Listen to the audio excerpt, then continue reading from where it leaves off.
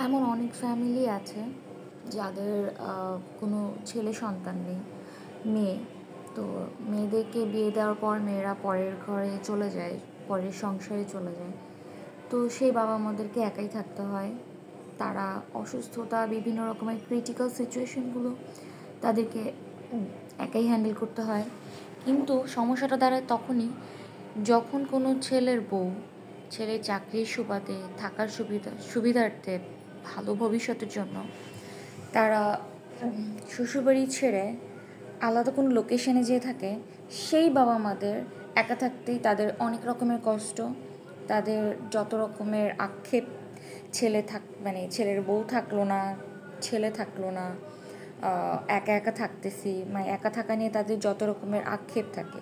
কিন্তু যেই ফ্যামিলিতে কোনো ছেলে থাকে না, তারা শুধুমাত্র মেয়ে আছে তাদের পরিবারে, 2-3টা বিয়ে হয়ে যাওয়ার পর তারা চলে যায়। সেই বাবা মাদের একা থাকার কথাটা কখনোই কেউ বলে না যে, এবং সেই বাবা মারাও কখনো বলে না, কারণ তাদের মেয়ের দিকটা দেখতে হয়। এবং তারা মেয়ে যেহেতু আছে, তারা পরের ঘরে চলে গিয়েছে বিয়ে হওয়ার পর। বাট ইন দ্য সেন্স এটা যদি ছেলেরা করে, মানে ছেলের বউরা করে, তাহলে বুঝেন কী অবস্থা হবে বা কী অবস্থা হয় সেই সিচুয়েশনগুলো, সেই ফ্যামিলিগুলোতে ছেলের বউদেরকে নিয়ে কী টাইপের কথাবার্তা হতে পারে। ছেলেকে নিয়ে চলে গেছে, ছেলেকে পর করে নিয়ে চলে গেছে, ছেলে এখন শাশুড়ির হয়ে গেছে, মানে বিভিন্ন রকমের বুলিংয়ের শিকার হইতে হয়।